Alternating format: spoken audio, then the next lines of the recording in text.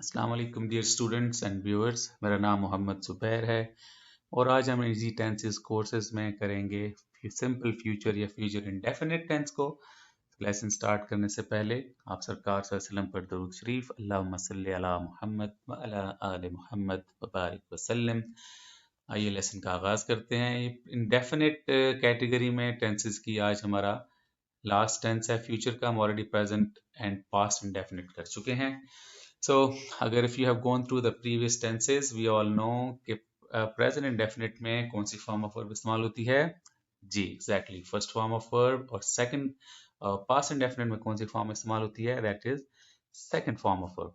अगर आप systematic manner से tenses करेंगे तो ये आपको मालूम होगा that there is a lot of similarities among these tenses, कि इनमें बहुत सारी चीज़ें similar आती हैं जिनको अगर आप अपने जहन नशीन कर लें तो कुछ टेंस सीखना आपके लिए बिल्कुल भी मुश्किल नहीं रहेगा। अगर सिंपल प्रेजेंट या प्रेजेंट इंडेफिनिट को देखा जाए तो वहां पे भी फर्स्ट फॉर्म ऑफ वर्ब है और फ्यूचर इंडेफिनिट में भी फर्स्ट फॉर्म ऑफ वर्ब है। दोनों में फर्क सिर्फ हेल्पिंग वर्ब का है कि फ्यूचर इंडेफिनिट में हमारे पास हेल्पिंग वर्ब विल इस्तेमाल किया जाता है। विल के बाद आप फर्स्ट फॉर्म ऑफ वर्ब लगाएंगे तो ये आपकी translation English Urdu to English में कंप्लीट हो जाएगी इन करेक्ट मैनर। इसमें ही she it I you we they regardless of आप कौन सा पर्सन इस्तेमाल करें, the rule remains the same for all of those कि will as a helping verb future indefinite plus first form of verb लगाएंगे तो आपकी ट्रांसलेशन एक्यूरेटली कंप्लीट होगी। उर्दू में निशानी चूंकि हम जानते हैं कि बहुत ज़रूरी है जानने के लिए कि कौन से टेंस हम उर्दू से इंग्लिश में ट्रांसलेट करने वाले हैं ताकि we use first correct helping verb and form of verb. तो जिन जुमलों का अख्ताम गा गे गी पे होता है वो फॉल अंडर फ्यूचर इंडेफिनिट। अच्छा जी, like all the previous videos, इसमें भी हम फ्यूचर इंडेफिनिट में तीन सेंटेंसेस को एज एग्जांपल लेंगे। Simple sentence that is used for to make statement, negative sentence जिसमें नफी या नॉट का इस्तेमाल होगा, और इंटेरोगेटिव इसको उर्दू में सवालिया और इंग्लिश में इंटेरोगेटिव सवाल सेंटेंस कहा जाता है। इंटेरोगेटिव यानी कि इसमें पूछा जाए, सवाल पूछा जाए। ओके, एग्जाम्पल वही जो हम शुरू से फॉलो अप करते आ रहे हैं, वो स्कूल जाएगा। So how we find out कि ये कौन सा टेंस है जिस उर्दू के जिस लफ्ज से इसका अख्ताम हो रहा है, विच इज गा। हमें मालूम है कि जो जिस जुमले का अख्ताम गा गे या गी पे होगा वो फ्यूचर इंडेफिनिट में फॉल करेगा। पहले हम इसको वर्ड बाय वर्ड ट्रांसलेशन कर लेते हैं। वर्ड टू वर्ड ट्रांसलेशन का एक फ़ायदा ये है कि जिन हम में से ख़वातीन और हज़रात को, स्टूडेंट्स को, व्यूअर्स को ट्रांसलेशन में मुश्किल आती है, भले वो स्कूल में हो, कॉलेज में हो या जनरल लाइफ में हो, अगर आप वर्ड टू वर्ड ट्रांसलेशन कर लें तो आपको उनको कंपाइल करने में बहुत आसानी हो जाएगी। Because most of us have enough vocabulary, हमारे पास इतना अल्फाज का ज़ख़ीरा है कि हम आम इंग्लिश उर्दू वर्ड्स को इंग्लिश में, जुमलों को या पैराग्राफ्स को, ऐसे को इंग्लिश में बआसानी ट्रांसलेट कर सकते हैं। सो वर्ड टू वर्ड करने के बाद उनको सेंसिबल जुमला बनाना हमारे लिए आसान रहेगा। सो वो किसको रिप्रेजेंट कर रहा है, गा से पता चल रहा है कि ये मैस्कुलिन की बात मेल की हो रही है, सो वो रिप्रेजेंट्स ही। स्कूल की इंग्लिश ऑफ कोर्स स्कूल। जाएगा शोज, गा का मतलब होगा कि हेल्पिंग वर्ब, यहाँ पे चूंकि फ्यूचर को जाहिर किया जा रहा है तो हेल्पिंग वर्ब लगेगा विल, और जाने की इंग्लिश है go। So first will plus first form of verb makes it future indefinite या simple present। तो इसकी करेक्ट ट्रांसलेशन क्या बनेगी, he will plus first form of verb go to school, and that makes it वो school जाएगा into English। Okay जी, इसी तरह अब negative sentence second example for future indefinite.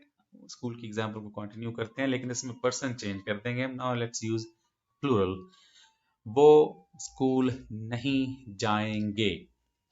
Urdu में पता मालूम करने के लिए कि ये कौन सा टेंस है, हम इसको जब गौर करेंगे पता चलेगा कि इसका आगाज चूंकि गे से हो रहा है तो ये कौन सा टेंस है, इट्स फ्यूचर इंडेफिनिट या सिंपल फ्यूचर जिसको कहा जाता है।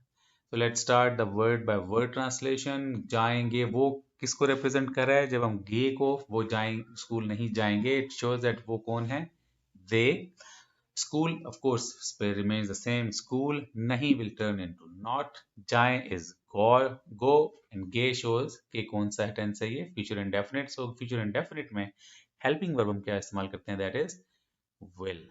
So let's put these words into order ताकि हम इसको करेक्ट इंग्लिश सेंटेंस में ट्रांसफॉर्म कर सकें तो क्या बनेगा, वो they following by the verb which is will. चूंकि ये नेगेटिव सेंटेंस है तो सिंपल सेंटेंस को नेगेटिव में कैसे कन्वर्ट किया जाता है, बाय एडिंग नॉट। और विल के बाद क्या कौन सी फॉर्म ऑफ वर्ब इस्तेमाल होती है जी, exactly first form of verb which will be go to school.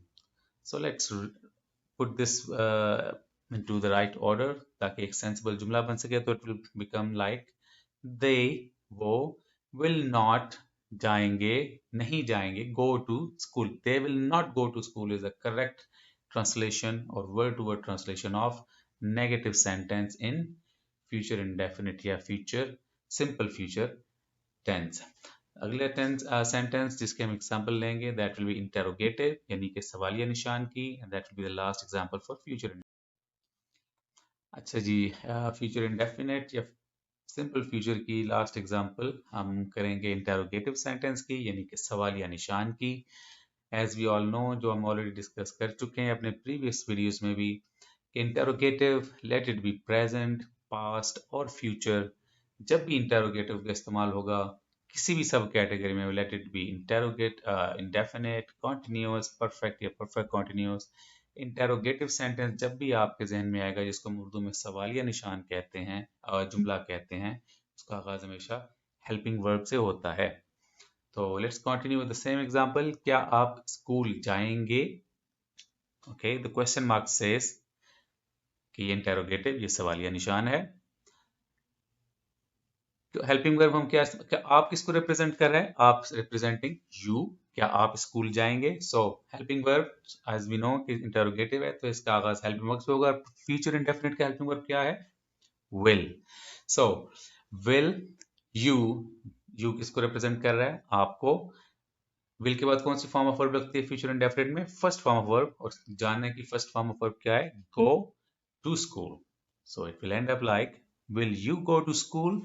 That will make it future indefinite, interrogative या interrogative sentence। तो ये हमारा indefinite की जो तीन फॉर्म्स हैं, past, present indefinite, past indefinite and future indefinite, उनका यहाँ पे हो गया इख्तिताम। और हमारे पास next सब कैटेगरी जो है that is continuous। So we'll start with present continuous in our next lesson inshallah। So stay tuned for more quick and easy lessons। अगर आपके पास कोई सवाल है, if you have any query, any confusion, please feel free to drop in message and I'll be more than happy to answer your queries inshallah। ख्याल रखिए, मुलाकात होगी।